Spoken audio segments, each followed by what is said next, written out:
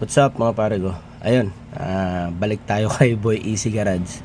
So kahapon, nagbigay ako ng konting opinion ko about dun sa issue niya.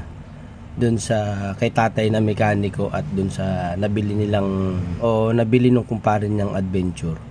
So yun nga, pinakita natin dun yung mga ginawa ni Boy Easy Garage, yung mga naging response niya dun sa issue na yun.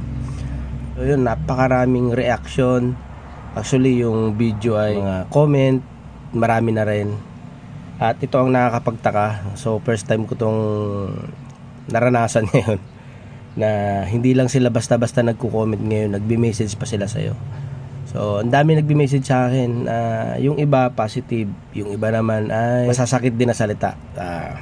So, normal yun. Kasi hindi naman natin mapiplease lahat ng tao. Sabi nga, kung ayaw mong makatanggap ng mga hindi magandang salita, huwag kang mag-upload. So normal talaga yan mga pare ko. Hindi natin mapiplease lahat. Ang dami nag-PPM sa akin na yun, boss, parang mas tanga ka or isa ka pang tanga ka, ibalik ko daw yung pera. Kaya nga nakapag-reply pa ako na, boss, remind lang kita, hindi ako yung nasa video ha.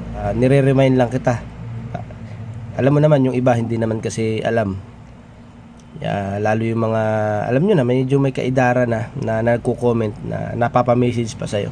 Ayun, yun lang may reaction ko sa kay Boy Easy Garage, na pinakamagandang approach talaga doon. Alam naman natin na hindi normal yun. So ako naman nagbigay lang ng opinion kahapon na baka sakaling magawa ng paraan. At alam naman natin na may paraan talaga yun.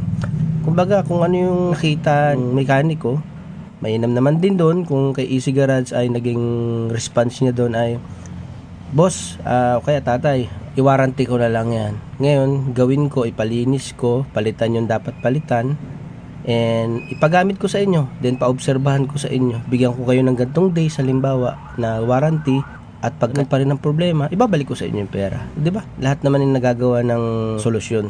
Kung sana nakipag-usap na lang si Boy Easy Garage at hindi na humantong doon sa parang nilait niya pa yung si tatay na mekaniko at tinanong pa kung ilang taon na nagbimekaniko at kung ano yung ginagawa. Tsaka doon, wala naman siguro pagkakaiba yung mekaniko ka ng bus sa mekaniko ka ng mas maliliit na sasakyan.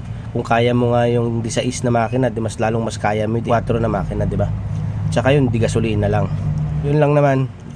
Sa mga nagko-comment ng masasakit sa akin, masama, sige, free lang naman kayo, open yan, kayo bahala.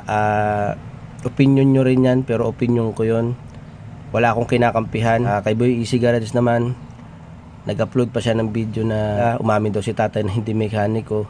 Walang ganun siguro.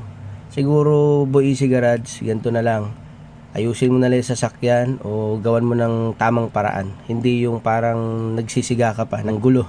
Di ko alam kung yan talaga yung gusto mo sa social media para, alam mo na, for the views. Pero hindi ka nakakahatak ng customer niyan.